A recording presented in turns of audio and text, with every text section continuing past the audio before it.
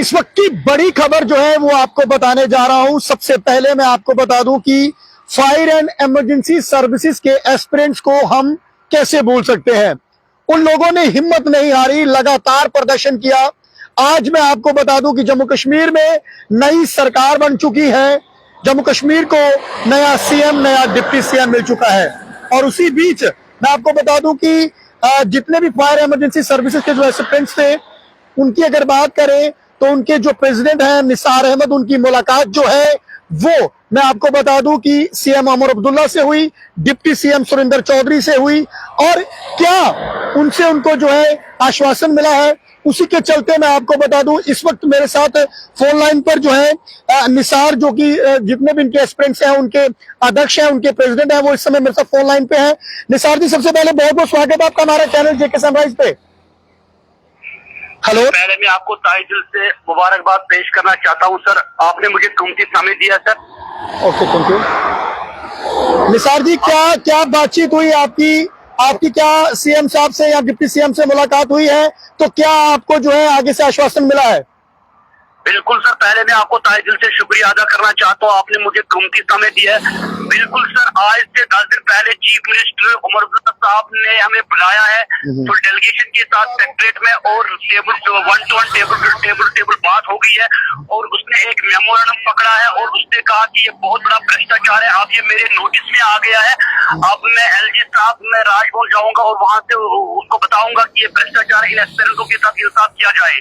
तो उसने वो मेमोरेंडम पढ़ा और उस पर साइन किया और उसके बाद उसने कहा आप सुरेंद्र चौधरी के पास जाइए, जो डिप्टी सीएम है। हम सुरेंद्र चौधरी के पास गए, उसके भी हम बहुत बड़े शुक्रगुजार है। उसने भी एक मेमोरेंडम पकड़ा है और उसने उसी वक्त कॉल किया है चीफ डिप्टी साहब को, अदर डोलू को, और कहा कि इन एस्पिरेंटों के साथ नाइंसाफी हुई है, मुझे पब्लिक तंग कर रहा है, मुझे फोन कॉल आ रहे, इन एस्पिरेंटों के साथ इंसाफ किया जाए। तो उसने कहा कोई बात नहीं, हमारे पास रिपोर्ट पहुंच गया है, अब हमने एसीबी में उसको सौंपा है। तो उसके बाद हम जो कमिश्नर सेक्रेटरी जेडी के संजय वर्मा साहब, उसके पास भी गए और उसने भी यही कहा कि उसमें मेमोरेंडम पे साइन हुआ है और वो एसीबी में हमने फॉरवर्ड किया है। और उसके बाद जो होम के प्रिंसिपल सेक्रेटरी, उसने भी यही कहा कि आपका जो काम है वो बिल्कुल होने वाला है।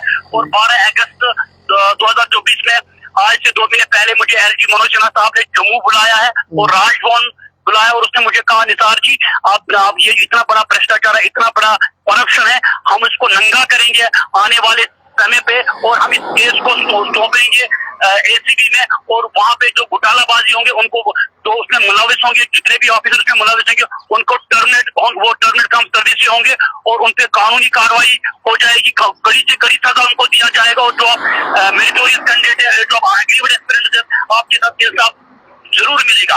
निसार जी, मेरा सवाल रहेगा, काफी लंबी आप लोगों ने मशक्कत की, काफी फाइट की आपने, कई जगहों पर आपने जाकर प्रदर्शन किया, आप चाहे वो जम्मू की बात हो, कश्मीर की बात हो, तमाम मीडिया ने आपको कवर किया। आज कहीं ना कहीं निसार जी खुशी है? बिल्कुल सर, बहुत खुशी है। पहले हम खासकर जम्मू कश्मीर के मीडिया के हम बहुत बड़े शुक्रगुजार है, खासकर ज्यादा ये हाईलाइट किया है जम्मू मीडिया ने। मैं जितने भी जम्मू के मीडिया पर्सन है, उन्होंने अपने चैनल पे इसको हाईलाइट किया है। हर एक ऑफिसर के पास वो पहुंचे और कहा कि फायर का मुद्दा है वो जल्द हल कीजिए। और इसमें एक बहुत अच्छा अहम किरदार रहा जम्मू मीडिया का।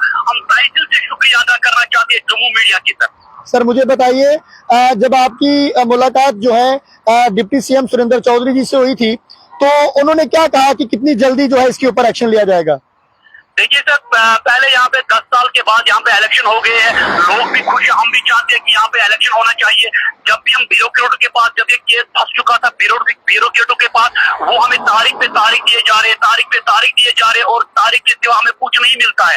लेकिन यहाँ पे लोग चाहते थे कि यहाँ पे अपनी गवर्नमेंट बन जाए, लेकिन यहाँ का जम्मू कश्मीर का सीएम आया उमर अब्दुल्ला साहब और उसने कमर कसा और उसने कॉल किया चीफ सेक्रेटरी साहब को और वो राजभवन एलजी साहब से मिला है कि अगर ये कश्मीर की, जम्मू कश्मीर के रहने वाले हैं, अगर ये मेरिटोरियस एस्पिरेंट है, इनके साथ नाइंसाफी हुई है पिछले कई सालों से और ये जेन्युइन इशू है, आप एक्सेप्ट करके हर कोई ऑफिसर इनके साथ नाइंसाफी क्यों? तो इसलिए मतलब हम भी बहुत खुश है कि सुरेंद्र चौधरी साहब ने कहा कि आने वाले समय में जम्मू असेंबली जब स्टार्ट होगी तो वहां पे भी ये मुद्दा उठेगा और आपके साथ बिल्कुल कंप्लीट जज होगा।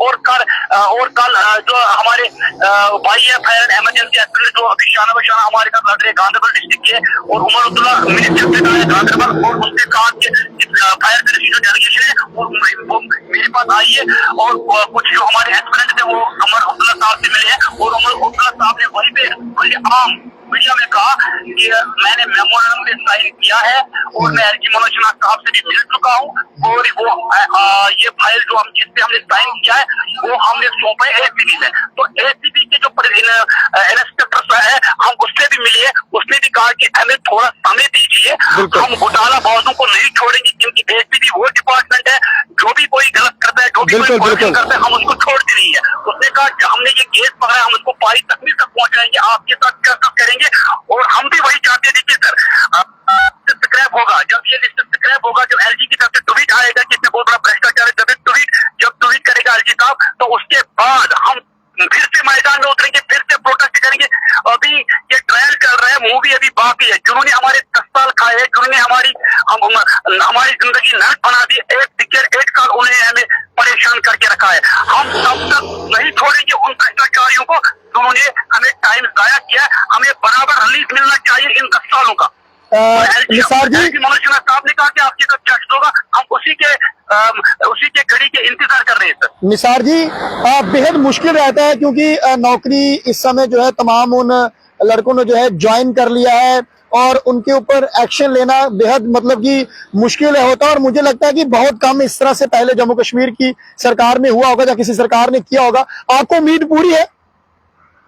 110%। अगर आप देखा जाए 2016 में कर्नाटका गवर्नमेंट ने 3 साल के बाद टीचर रिक्रूटमेंट कैंसिल किया, 3 साल के बाद उनको नौकरी से हटा दिया गया। वैलिस ऑफिसर की बात करें, उनको भी हटा दिया गया, क्योंकि ये करप्शन है, ये भ्रष्टाचार है। जब ये प्रूफ हो गया कि ये धांधली से लगा हुआ है। देखिए सर, जब कोई भी मुलाजिम, जब किसी को मुलाजिम मिलती है, जब किसी को जॉब मिलता है, वो उसको गवर्नमेंट उससे एफिडेविट लिख के देता है। वो एफिडेविट में ये लिखता है कि मेरे जो डॉक्यूमेंट है वो पूरे के पूरे है, वो बिल्कुल सही है। अगर वो कल फ्रॉड निकले तो मैं टर्मिनेट खुद ही हो जाऊंगा सर्विस से। तो ये इससे आर के गोयल साहब ने एक साल के बाद रिपोर्ट सबमिट किया है। अब देखिए सर, बात तो यही है, एसीबी में केस क्यों पहुंचा है? इसमें सबसे बड़ी धांधली है। एसीबी ने केस तभी पकड़ा जब इसमें धांधली है। बिल्कुल बिल्कुल बिल्कुल। हम खुद एसीबी से मिले हैं और उन्होंने कहा कि ये बहुत बड़ा भ्रष्टाचार है। देखिए, हम एफआईआर लॉन्च करेंगे, उसके बाद गवर्नमेंट आपके साथ इंसाफ करेगा। चलिए, बहुत बहुत शुक्रिया निसार जी। हम भी यही कहेंगे, जो भी इंसाफ हो, इंसाफ होना चाहिए निसार जी। हम भी बहुत बहुत शुक्रिया निसार जी हमसे बात करने के लिए। Thank you so much, thank you so much.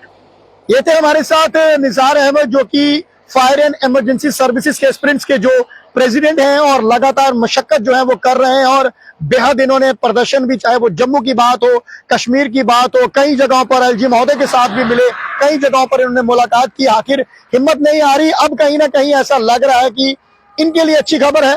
हम ये नहीं कहेंगे कि भ्रष्टाचार हुआ है, क्योंकि उसके लिए हमारे डिपार्टमेंट्स तमाम बैठे हुए हैं, इसके ऊपर पूरा वो जांच करेंगे, और अगर गलत हुआ है तो जरूर कार्रवाई होनी चाहिए। क्योंकि जो बच्चे मेहनत से पढ़ते हैं, दिन रात मेहनत करते हैं, अगर उनको नौकरी नहीं मिलेगी, इस तरह से भ्रष्टाचार से हर कोई नौकरी ले लेगा, तो पढ़ाई करने वाले बच्चों का मनोबल जो है वो टूट जाएगा। फिलहाल बने रहे हमारे साथ नई अपडेट के लिए। नमस्कार।